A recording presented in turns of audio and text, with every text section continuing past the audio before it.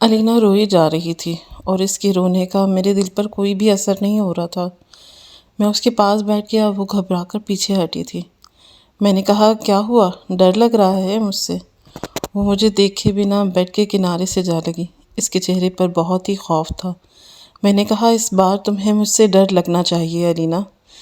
इसने मेरे सामने हाथ जोड़ दिए जिस पर मेहंदी लगी हुई थी और मेहंदी पर दिल बना हुआ था और दिल के अंदर एफ लिखा था, मतलब फ़हद। ये देखकर मुझे और भी गुस्सा आने लगा। मैंने कहा कि मेरी ज़िंदगी बर्बाद करके तुमने कैसे सोच लिया कि मैं तुम्हें एक खुशहाल ज़िंदगी जीने दूंगा? मैं वो साथ नहीं हूँ जो बचपन से अब तक तुम्हारी और तुम्हारी घर वालों से ज़्यादती को चुपचाप सहता रहा। इस 6 महीने की जेल ने मुझे मुजरिम बना दिया है। अब मैं हर गलत काम करूँगा, चोरी करूँगा, डाका डालूँगा, बदमाशी करूँगा, खूब पैसा कमाऊँगा और तुम्हें ऐसे सबक सिखाऊँगा कि तुम भी ज़िंदगी भर याद रखोगी। अलीना कहने लगी, मेरे पास मत आना साथ, प्लीज़ मेरे करीब मत आना। बेतहाशा रो रही थी। मैंने कहा, तुम्हारी इज्जत ख़राब करनी चाहिए थी।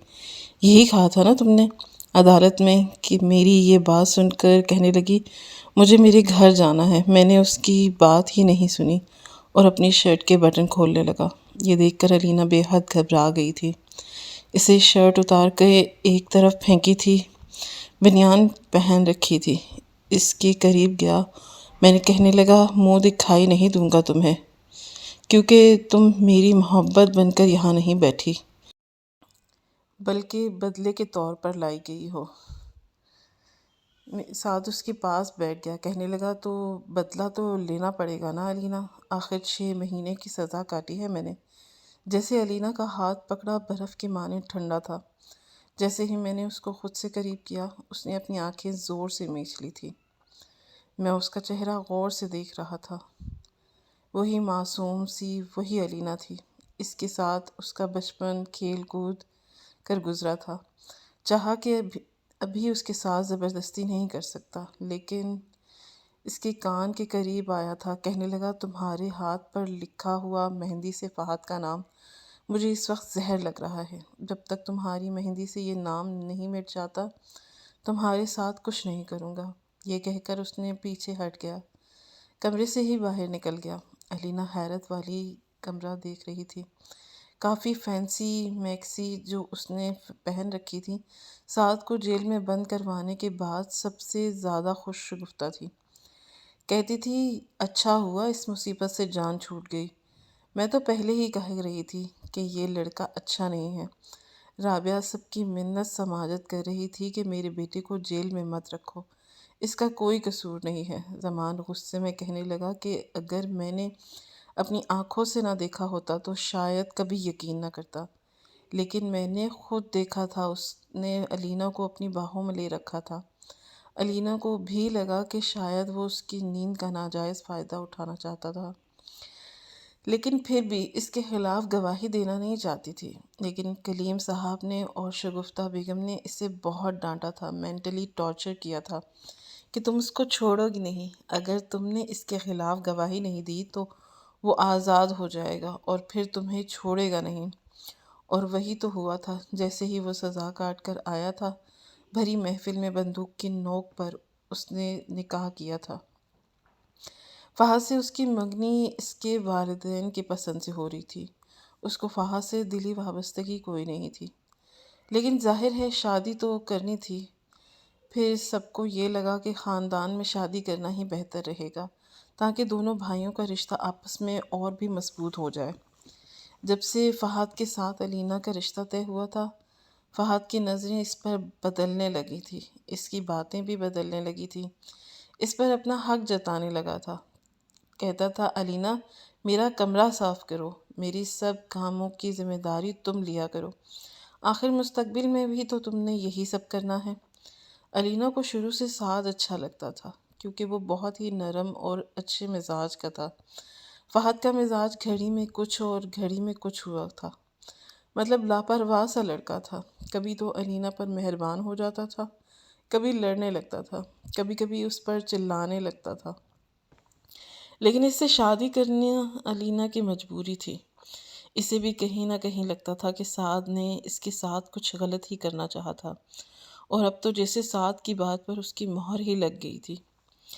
جس طرح سے اس نے بندوق کی نوک پر نکاح کروایا تھا، یقیناً اس رات بھی اس کا کوئی نیک ارادہ نہیں تھا۔ کمرے سے جا چکا تھا اور علینا اپنے دونوں ہاتھوں کو جوڑی اس پر لگی مہندی اور فہد کا نام دیکھ کر پھوٹ پھوٹ کر رونے لگی تھی۔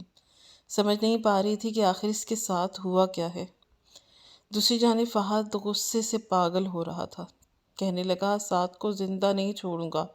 اس کی ہمت کیسے ہوئی میری منگیتر کے ساتھ نکاح کرنے کی؟ میں تو ہمیشہ سے اسے بھائی سمجھتا رہا، لیکن سچ یہ کہتا ہے کہ سگا سگا ہی ہوتا ہے اور ستیلا ستیلا۔ میں اسے زندہ نہیں چھوڑوں گا۔ زمان صاحب بڑے بڑے آفیسرز اور ایس ایچ اے کو کال کر رہے تھے۔ کلیم بھی اپنے اثر و رسوخ استعمال کر رہا تھا، لیکن اس بار سعد کا سکہ چل پڑا تھا۔ جیسے ہی وہ کمرے سے باہر، اس کے دوست کہنے لگے، تمہارا یہاں رکنا ٹھیک نہیں ہے، اس لیے ہم نے تمہاری اور تمہاری بیوی کی دبئی کی ٹکٹ لے لی ہے۔ تم دونوں وہاں چلے جاؤ جب تک کہ یہاں پر معاملہ ٹھنڈا نہیں ہو جاتا۔ یہاں واپس آنے کی ضرورت نہیں ہے۔ صبح کی فلائٹ تھی۔ علینا پہلے تو روتی رہی، لیکن پھر یہ سوچ رہی تھی کہ کپڑے کون سے پہنوں، کیونکہ اسے ان فینسی میکسی میں بیٹھنا مشکل ہو رہا تھا۔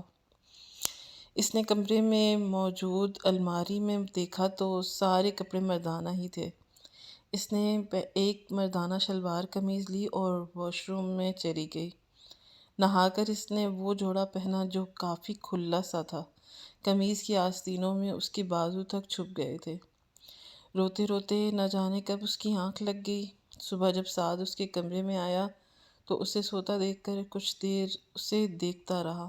آنکھیں لال تھیں، ناک بھی لال تھی، شاید رات کو روتے روتے سوئی ہوئی تھی۔ چہرے پر بال بکھرے ہوئے تھے۔ اس کے پاس بڑی محویت سے اسے دیکھنے لگا، پھر اس کا ہاتھ پکڑ لیا اور فوراً سے گھبرا کر اٹھ گئی۔ اپنا ہاتھ سعد کے ہاتھ میں دیکھ کر فوراً سے ہاتھ پیچھے کرنے لگی، لیکن سعد نے اس کا ہاتھ نہیں چھوڑا۔ کہنے لگا کہ میرے کپڑوں میں بہت اچھی لگ رہی ہو۔ پھر شاپنگ بیگ اس کی طرف بڑھایا اور کہنے لگا کہ یہ کپڑے چینج کر لو، ہمیں ابھی یہاں سے نکلنا ہے۔ کہنے لگی کہ کہاں جا رہے ہو؟ مجھے یہ سن کر سعد اس کے پاس آیا، اپنا چہرہ اس کے قریب کر کے بالکل قریب کیا، اپنی شہادت کی انگلی سے اس کے چہرے پر بکھی لٹوں سے اس کے کان کے پیچھے کی، اور کہنے لگا کہ میری بیوی ہو تم، اس لیے میرا جہاں جی چاہے گا تمہیں لے کر جاؤں گا، تم انکار نہیں کر سکتی۔ وہ کہنے لگی کہ سعد تم جو کچھ کر رہے ہو نا، اچھا نہیں کر رہے۔ اگر بابا کو یہ سب پتہ چل گیا تو وہ تمہیں چھوڑیں گے نہیں، اور اس بار اگر تم جیل میں گئے تو… ابھی علینا نے یہی کہا تھا کہ سعد نے اس کے منہ پر ہاتھ رکھ دیا۔ کہنے لگا کہ جہاں میں تمہیں لے کر جا رہا ہوں نا، تمہارا باپ اور اس کا اثر و رسوخ مجھ تک نہیں پہنچ پائے گا۔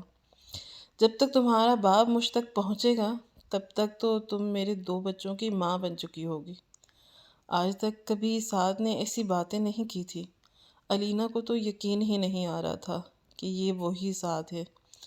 ایسا لگتا تھا کہ کوئی اور ہے۔ وہ تو علینا کی قربت سے بھی گھبراتا تھا، پڑھاتے ہوئے بھی اس کے اور اپنے بیچ بہت فاصلہ لگتا تھا۔ علینا غصے سے نظریں بدل گئی۔ سعد ہنسنے لگا، کہنے لگا کہ ابھی سے شرم آ رہی ہے۔ وہ کہنے لگی کہ میں فہد کی منگیتر ہوں، تمہارے بھائی کی۔ کہنے لگا کہ منگیتر میں اور منکوہہ میں بہت فرق ہوتا ہے۔ میں نے تم سے نکاح کیا ہے، شریعت میں منگنی کی کوئی حیثیت نہیں ہے، لیکن نکاح کی حیثیت ہے، اور مجھے بہت برا لگے گا کہ اگر تم میری بیوی اپنی زبان سے میرے علاوہ کسی اور کا نام لوگی۔ چلو جلدی سے تیار ہو جاؤ۔ یہ کہہ کر وہ کمرے سے باہر نکل گیا۔ اس نے بیگ میں دیکھا تو ایک سمپل سا کاٹن کا سوٹ تھا۔ علینا نے وہ پہن لیا۔ سعد اسے لے کر ایئرپورٹ پر گیا تو وہ حیران تھی۔ سوچ بھی نہیں سکتی تھی کہ مجھ سے ملک سے باہر لے جائے گا۔ جہاں میں بیٹھ کر وہ پھر سے رونے لگی۔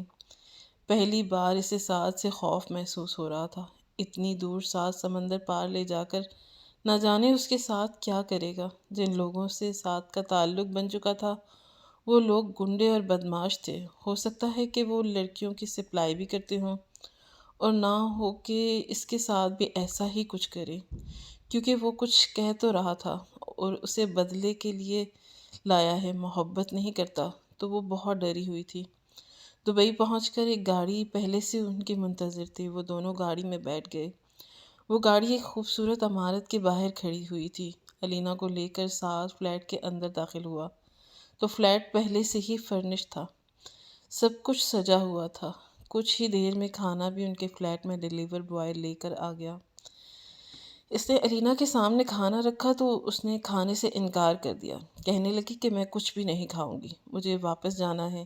ساتھ ساتھ کہنے لگا کہ کہا تو ہے لے جاؤں گا تمہیں، لیکن تب جب تمہارے بابا سے نانا بن جائیں گے۔ تب ابھی وہ علینا سے بات کر ہی رہا تھا کہ جب اس کے موبائل پہ کال آنے لگی۔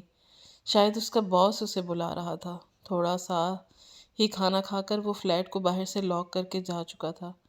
اس کا باس اسے کہنے لگا کہ میں تم پر اب تک بہت پیسہ خرچ کر چکا ہوں اور تمہاری محبت بھی تمہیں مل چکی ہے، بہتر ہے کہ اب تم میرے کام آؤ۔ ساتھ کہنے لگا کہ جیسا آپ کہیں۔ وہ کہنے لگا کہ تمہیں ایک کلب میں جانا ہوگا اور وہاں دبئی کی بہت ہی امیر لڑکی آئے گی، تمہیں اس سے اپنی محبت کے جال میں پھنسانا ہے، کیونکہ وہ بہت امیر ہے اور ہم اسے اغوا کریں گے، جس کی ہم بہت بھاری رقم وصول کریں گے۔ اس لڑکی کے ساتھ ہر وقت گارڈز ہوتے ہیں، تم سے بغیر گارڈ کے وقت ملے گی جب وہ تمہاری محبت میں اچھی طرح سے پھنس چکی ہوگی۔ سعد نے حامی بھر لی تھی۔ رات کو وہ کلب چلا گیا۔ کلب میں وہ لڑکی اس کے پاس جا کر اسے ڈانس کی آفر کرنے لگا۔ سعد دیکھنے میں کافی سمارٹ تھا، جلد ہی اس لڑکی سے اس کی دوستی ہو گئی۔ اب وہ دن رات اسی سے فون پر باتیں کرتا تھا۔ علینا کو لے تو آیا تھا، لیکن ابھی تک اس سے کسی بھی قسم کا رشتہ قائم نہیں کیا تھا، یہاں تک کہ اس کے کمرے میں بھی نہیں جاتا تھا۔ علینا کے لیے پورے فلیٹ میں گھومنا بالکل آزاد تھا، ایک کمرے سے دوسرے کمرے میں اور آرام سے جا سکتی تھی، بس باہر کا دروازہ لاک رہتا تھا۔ گھر کا کھانا اور بنانے لگی تھی، ساتھ بس کھانا ہی اس کے ساتھ کھاتا تھا، پھر اپنے کمرے میں چلا جانا تھا، کیونکہ اسے ہر حال میں اس لڑکی کو اپنی محبت کے جال میں پھنسانا تھا۔ ساتھ میٹھی میٹھی باتیں اس سے کرتا تھا۔ ایک بار علینا پانی پینے کے لیے کمرے سے باہر آئی تو ساتھ کے کمرے سے باتوں کی آواز آ رہی تھی۔ علینا اس کے کمرے کے پاس گئی اور کان لگا کر سننے لگی۔ وہ کسی لڑکی سے پیار اور محبت کی باتیں کر رہا تھا۔ یہ سن کر علینا کو حیرت ہوئی تھی، لیکن محبت کسی اور سے کرتا ہے تو اس کو رشتے میں کیوں باندھ کر رکھا تھا؟ علینا تو شروع سے سعد کی ہی خواب دیکھتی تھی، دل میں اس کی محبت موجود تھی۔ فات سے تو بس اماں ابا کی رضامندی کے لیے ہی منگنی کی تھی، پتہ نہیں کیوں، لیکن اسے بہت برا لگنے لگا تھا۔ اگر شادی اس سے کی تھی تو پھر نبھائی بھی، اس سے کسی اور سے ساتھ کی باتیں کیوں کر رہا ہے جس کی وہ حقدار تھی؟ وہ خاموشی سے اپنے کمرے میں آ کر بیڈ پر بیٹھ گئی، سوچنے لگی شاید وہ صرف مجھے اپنا نام پر بٹھانا چاہتا تھا تو میرا شوہر ہے، میں بھلا کیوں اس سے کسی اور لڑکی کا ہونے دوں؟ اگلے روز جب وہ صبح اٹھی تو ساتھ جا چکا تھا۔ آج کل وہ اس لڑکی کے ساتھ ہی زیادہ وقت گزارتا تھا۔ رات کو جب وہ واپس آیا تو کھانے کے ساتھ ساتھ علینا بھی تیار تھی۔ سعد اسے دیکھ کر کچھ حیران ہوا تھا، کہنے لگا کہ آج سورج کہاں سے نکلا تھا؟ وہ کہنے لگی کیوں؟ کیا میں تیار نہیں ہو سکتی؟ وہ کہنے لگا کہ میرے لیے تو یہ حیران کن بات ہے۔ کہنے لگا کہ ویسے تمہیں تیار ہونا نہیں چاہیے تھا۔ علینا پوچھنے لگی کہ وہ کیوں؟ وہ کہنے لگا کہ ہو سکتا ہے کہ میری نیت تم پر خراب ہو جائے، تمہیں میں اپنی باہوں میں لے لوں، تمہارے ساتھ زبردستی کرنے لگوں، پھر تم کہو گے کہ میں نے تمہارے ساتھ کوئی زیادتی کر دی ہے، تمہاری عزت پر ہاتھ ڈال دیا ہے۔ وہ کہنے لگی کہ شاید تم بھول رہے ہو کہ تم نے مجھ سے نکاح کیا ہے۔ پتہ نہیں علینا نے کیوں یہ رشتہ جتایا تھا۔ وہ کہنے لگا کہ کیا کہا تم نے علینا؟ کیا کہا تم نے؟ سعد کو اپنے کانوں پر یقین نہیں ہو رہا تھا۔ علینا چپ سی ہو گئی۔ وہ ہنسنے لگا، ہنستے ہوئے اس کے چہرے پر پڑنے والا ڈمپل اس کے چہرے کو اور بھی زیادہ خوبصورت بنا دیا۔ کہنے لگا تو تمہیں اس رشتے کا حق چاہیے؟ وہ ایک ایک لفظ جما کر بول رہا تھا، جیسے کہ اس سے پوچھ رہا تھا علینا نے جلدی سے نہیں میں سر ہلا دیا، کہنے لگی کہ نہیں نہیں، میں تو بس بتا رہی تھی۔ کہنے لگا جب ارادہ ہو تو بتا دینا۔ وہ کہنے لگی ایسے شوہر کی مجھے ضرورت نہیں جو نکاح مجھ سے کرے اور میٹھی میٹھی باتیں کسی اور سے کرتا رہے۔ علینا نے گویا شکوہ کیا تھا۔ سعد نے اسے غور سے دیکھا، کہنے لگا کہ اچھا تو میرے کمرے میں کان لگا کر باتیں سنتی ہو، بڑی بری بات ہے۔ وہ کہنے لگی کہ اور جو تم کر رہے ہو وہ بری بات نہیں ہے؟ ایک خوبصورت حسین بیوی کے ہوتے ہوئے تم ایک لڑکی سے پیار محبت کی باتیں کرتے ہو۔ ساتھ دز اٹ ناٹ فیئر۔ پہلے میری والی ٹیون میں واپس آ چکی تھی۔ ساتھ کھانا کھا چکا تھا۔ ساتھ کہنے لگا کہ کیا کروں، تم سے تو بدلے کے لیے شادی کی ہے نا، محبت کسی اور سے کرتا ہوں۔ اب جس سے محبت کرتا ہوں تو میٹھی میٹھی باتیں بھی تو اسی سے کروں گا نا۔ سعد کو اسے تنگ کرنے میں مزہ آ رہا تھا۔ علینا کی نظروں میں اس لڑکی کے لیے جیلسی کو دیکھ کر سعد اندر تک مسرور ہو چکا تھا کہ بیگم صاحبہ دل میں کہیں نہ کہیں اس کے لیے محبت کے جذبات ضرور رکھتی ہیں۔ علینا نے کھانا وہیں چھوڑ دیا اور برتن اٹھا کر کچن میں لے گئی۔ یہ دیکھ کر سعد کو بہت اچھا لگ رہا تھا۔ رات کو جب وہ اس لڑکی سے پیار محبت کی باتیں کر رہا تھا تو جان بوجھ کر اس نے اپنا والیوم تھوڑا اونچا رکھا تھا، کیونکہ جانتا تھا کہ علینا دروازے کے باہر کھڑی اس کی باتیں سن رہی ہے۔ باتیں کرتے کرتے وہ بیڈ سے کھڑا ہوا اور جیسے ہی دروازے کا نیک گھما کر دروازہ کھولا تو علینا اس کے دروازے پر ہی کان لگائے سن رہی تھی۔ جیسے ہی دروازہ اچانک سے کھلا وہ اندر کی جانب گرنے کو تھی جب سعد نے اسے اپنی باہوں میں لے لیا، ورنہ وہ گر جاتی۔ سعد نے اس کو سمیٹ کر اپنے ساتھ لگا لیا اور دوسرے ہاتھ سے ابھی تک فون کان پر لگائے ہوئے تھا۔ کہنے لگا کہ سویٹ ہارٹ کیا بتاؤں، تمہارے بغیر رات کو نیند نہیں آتی، ساری رات کروٹیں بدل بدل کر سوتا رہتا ہوں۔ اوکے بائے، صبح بات کروں گا، بلکہ بات کیا کروں گا، تم سے ملاقات کروں گا، کیونکہ جب تک تمہیں نہ دیکھوں مجھے چین نہیں آتا۔ یہ کہہ کر اس نے فون بند کیا تھا۔ دوسری بازو سے علینا کو اپنے حصار میں لے کر اپنے ساتھ جکڑ لیا تھا۔ وہ کسمسکانے لگی۔ ساتھ مجھے چھوڑ دو، جس سے فون پر باتیں کرتے ہو نا، جس کے بغیر تمہیں کھانا پینا ہضم نہیں ہوتا، جس سے دیکھے بغیر تمہیں چین نہیں آتا، اس کو اپنے سینے سے لگاؤ۔ یہ کہتے ہوئے اس کا لہجہ گلوگیر ہوا تھا۔ ساتھ کہنے لگا کہ پہلے بتاؤ میری باتیں کیوں سن رہی تھی؟ تمہیں برا لگ رہا تھا نا جب میں کسی اور لڑکی سے باتیں کرتا ہوں، جیلسی ہوتی ہے نا؟ تمہارا دل چاہتا ہے کہ یہ ساری باتیں میں تم سے کروں؟ بتاؤ نا علینا، یہی چاہتی ہوں نا کہ میں تم سے یہ ساری باتیں کروں؟ کیا کروں؟ علینا کی آنکھوں میں آنسو تھے اور کہنے لگی کہ نہیں چاہتی میں یہ سب، تم چھوڑ دو مجھے۔ سعد نے اپنی چہرہ علینا کے چہرے کے بالکل قریب کیا کہ سعد نے اس کی کمر پر اپنا بازو قریب کیا تھا، اتنا کہ قریب کے کانوں پہ دل کی دھڑکنیں ایک ساتھ دھڑک رہی تھی۔ کہنے لگا کہ پھر رو کیوں رہی ہو؟ تکلیف کہاں سے اٹھ رہی ہے؟